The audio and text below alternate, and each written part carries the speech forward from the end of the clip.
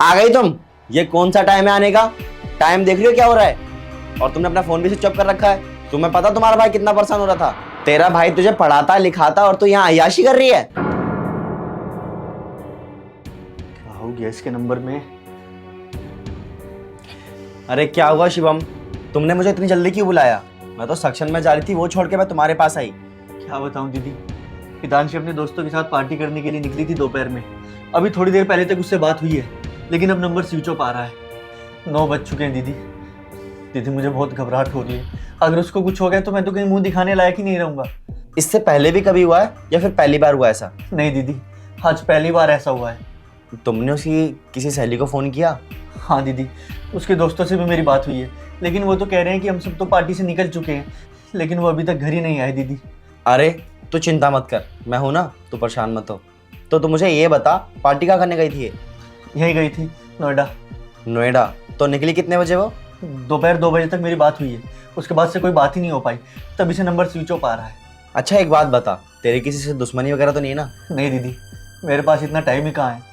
आपको तो पता है मैं सुबह ऑफिस जाता हूँ, शाम को अपने घर आता हूँ, सारा टाइम अपनी बहन को ही देता हूँ। जब से माँ बाप गए हैं उसकी सारी जिम्मेदारी मैं ही देख रहा हूँ दीदी। मेरे पास इतना टाइम ही नहीं है कि किसी से मेरी दुश्मनी हो। चल तू परेशान मत हो, कहीं फंस गई होगी, आ जाएगी।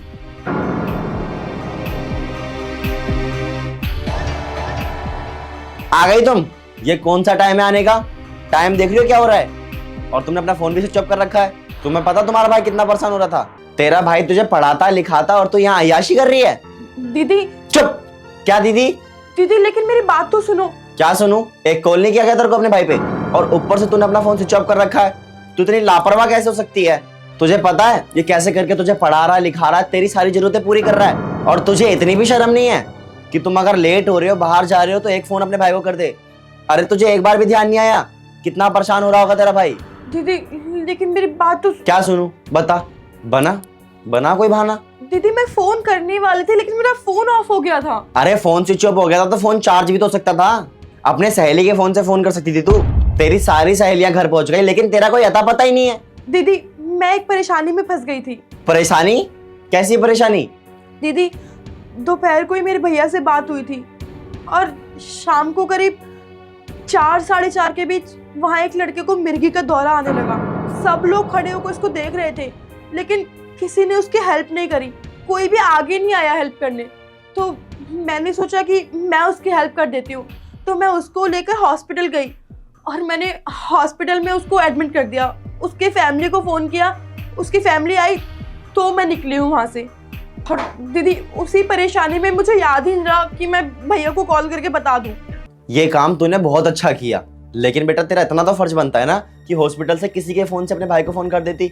ये भी बेचारा कितना परेशान हो रहा है, तुझे तो पता ही है ना। दीदी सिचुएशन ही ऐसे बन गई थी, अब आप ही बताइए, मैं पहले उसकी हेल्प करती या भैया को कॉल करके बताती? बेटा तुझे पहले उसकी मदद करनी चाहिए, तूने बहुत अच्छा काम किया, लेकिन उसको हॉस्पिटल पहुंचाने के बाद अपने भाई को एक कॉल तो कर सकती थी कि भैया मैं यहाँ पर हूँ, मुझे आने में टाइम लग जाएगा, ऐसी ऐसी दिक्कत हो गई है। दीदी वो भी तो किसी का भाई है, वो भी तो किसी का बेटा है, अगर उसको कुछ हो जाता तो? और भैया को तो मैं आके समझा देती। बेटा किसी जरूरतमंद की मदद करो, अच्छी बात है, लेकिन इसका मतलब ये नहीं कि अपने घर पे इन्फॉर्म करना ही भूल जाओ। दीदी कोई बात नहीं, इसने आज अच्छा काम किया है और मुझे इस पर बहुत प्राउड फील हो रहा है। अरे शिवम, मैं इसको डांट नहीं रही हूँ, समझा रही हूँ।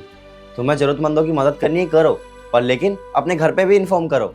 तेरे अलावा इसका कोई और नहीं है, अगर तुझे कुछ हो जाता तो इसका क्या होता? तूने सोचा कभी?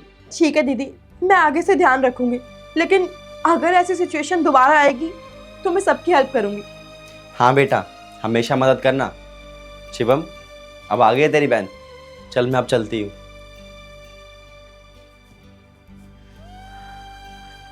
सॉरी भैया। ठीक है, कोई बात नहीं।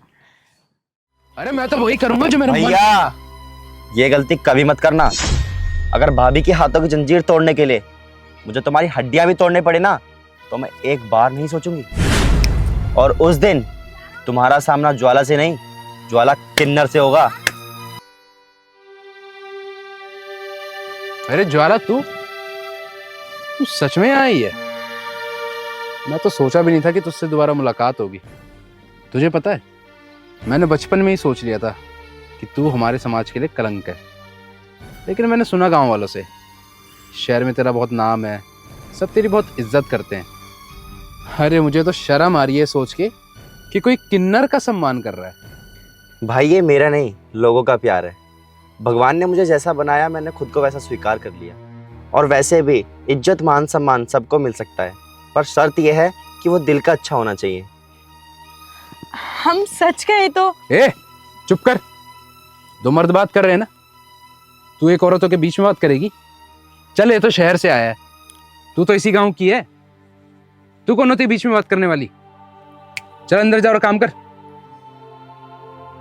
वाह भैया, बिल्कुल मर्द की तरह डांटने लग गए हो। जैसे चाचा डांटते थे ना चाची को, बिल्कुल वैसे ही। हाँ तो मर्द हूँ। वैसे मेरे इस मर्द भाई ने मेरा कुछ चाय पानी का इंतजाम किया है? हाँ हाँ, चाय पानी का भी और खाने का भी इंतजाम है। चला।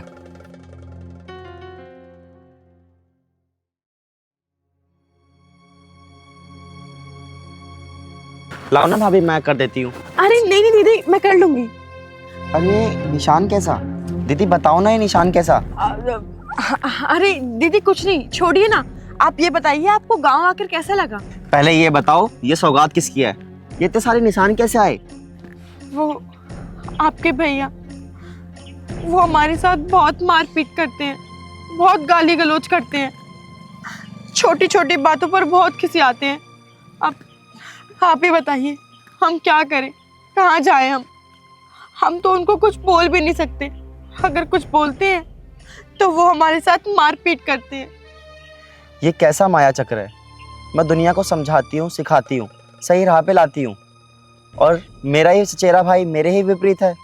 दीदी आप उनको कुछ मत बोलना कि मैंने आपको ये सब बातें बताई हैं, वरना वो मुझे बहुत मारेंगे, मुझ पे बहुत गुस्सा करेंगे। तू चुप हो जा, तू रो मत।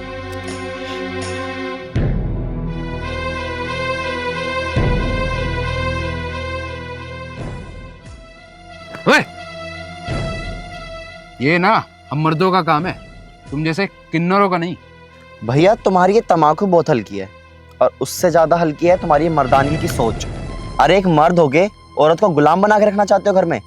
अच्छा, तो उसने मेरी शिकायत तुझसे की है, तुझ जैसे किन्नर से? उसको तो अभी बताता हूं मैं। भैया हाथ छोड़ दे मेरा, तू बीच में मत आ, ये मेरे घर का मामला है। घर का मामला है भैया, इसलिए समझा रही हूँ, वरना अब तक तुम्हारे घर की दीवारें भी चीख रही होती। ओए, तेरा दिमाग खराब है क्या?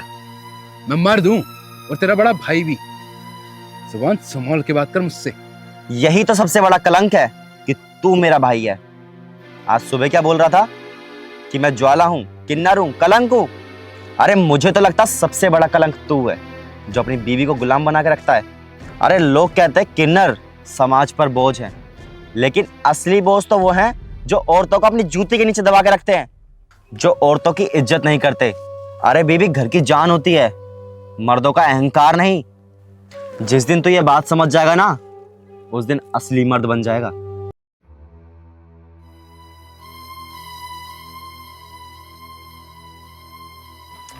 अरे मैं तो वही करूंगा जो मेरा मन। भैया ये गलती कभी मत करना। अगर भाभी के हाथों की जंजीर तोड़ने के लिए मुझे तुम्हारी हड्डियां भी तोड़ने पड़े ना, तो मैं एक बार नहीं सोचूंगी। और उस दिन तुम्हारा सामना ज्वाला से नहीं, ज्वाला किन्नर से होगा।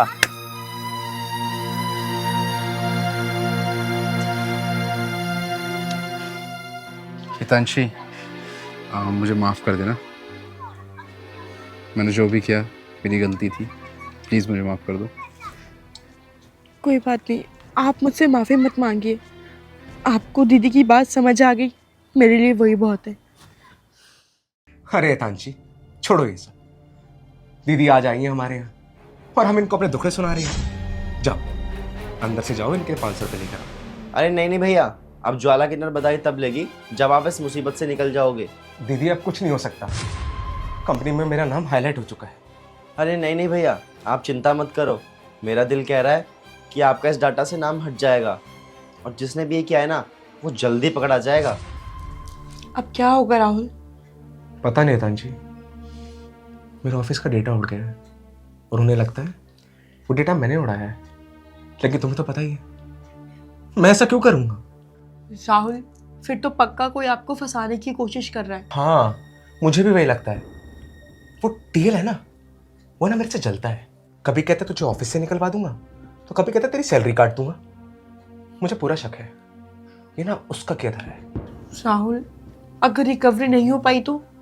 मेरे भी समझ नहीं आ रहा यार, अगर रिकवरी नहीं हुई तो क्या होगा, जबकि मैंने ऐसा कभी किया ही नहीं। मैं क्या करूं?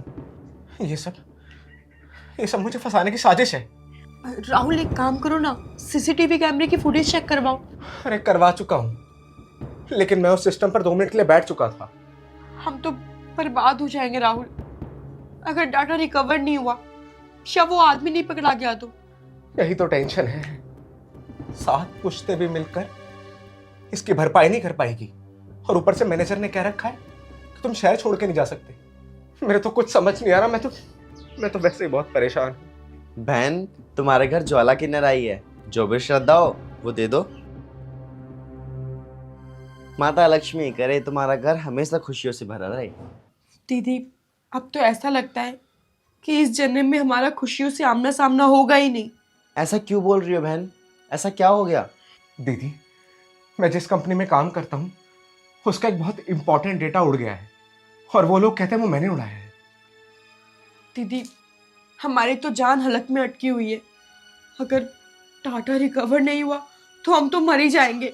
हमें तो कुछ समझ नहीं आ रहा, हम क्या करें, कहाँ जाए, किससे मदद मांगे। हम बहुत परेशान हैं दीदी। अरे तांची, छोड़ो ये सब। दीदी आज आई है हमारे यहाँ और हम इनको अपने दुखड़े सुना रहे हैं। जाओ अंदर से जाओ, इनके 500 रुपये लेकर आओ। अरे नहीं भैया, अब ज्वाला किन्नर बधाई तब लेगी जब आप इस मुसीबत से निकल जाओगे। दीदी अब कुछ नहीं हो सकता, कंपनी में मेरा नाम हाईलाइट हो चुका है। अरे नहीं भैया, आप चिंता मत करो। मेरा दिल कह रहा है कि आपका इस डाटा से नाम हट जाएगा, और जिसने भी ये किया है ना वो जल्दी पकड़ा जाएगा। दीदी मैंने सुना है आप किन्नर लोग जो भी बात बोलते हो वो सच हो जाती है। हाँ दीदी, अगर डाटा रिकवरी हो गई ना तो हम बहुत बड़ी परेशानी से निकल जाएंगे दीदी। ऐसा ही होगा बहन, तुम चिंता मत करो। अब ये ज्वाला किन्नर ना उसी दिन बधाई लेने आएगी जिस दिन तुम्हारे पति का नाम इस डाटा से हट जाएगा। ठीक है दीदी। थैंक यू दीदी। ठीक है, अब मैं चलती हूँ। माता लक्ष्मी करे तुम दोनों हमेशा खुश रहो। हितांशी, ये किन्नर लोगों की बातें सच हो जाती हैं, मुझे पूरा विश्वास है अब हमारा काम बन जाएगा। हितांशी, या तो डाटा रिकवर हो जाए या जिससे डाटा डिलीट करे वो पकड़ा जाए।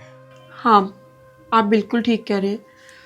बस दीदी हमेशा ठीक कहती है, उनकी बात लग जाए और हम इस परेशानी से निकल जाएं। हितांशी, मैनेजर का फोन उठाओ। हाँ। Hello sir. हेलो। हाँ जी सर। वो राहुल, थोड़ी मिसअंडरस्टैंडिंग हो गई थी यार। वो डाटा तूने नहीं डिलीट किया था, जिसने डाटा डिलीट किया तो वो पकड़ा गया। टीएल ने डिलीट किया था वो डाटा। अच्छा सर। और हम सबका शक तुम पर गया। आई एम रियली सॉरी यार। कोई बात नहीं सर। वो कल से तुम ऑफिस ज्वाइन कर सकते हो। Okay sir, thank you so much sir. Okay. क्या हुआ? हितांशी, उन्होंने सीसीटीवी फुटेज चेक करी, उसमें टीएल पकड़ा गया। मतलब ये सब कुछ टीएल ने किया था आपको फंसाने के लिए? हाँ हितांशी, अब हम बच गए। भगवान का लाख लाख शुक्र है, उन्होंने सच्चाई सामने ला दी और वो टीएल पकड़ा गया। और दीदी ने हमें आशीर्वाद दिया, उनकी वजह से ये सब हुआ है। दीदी की दुआ कभी खाली नहीं जाती। हाँ तुम बिल्कुल ठीक कह रही हो, भगवान का लाख लाख शुक्र है।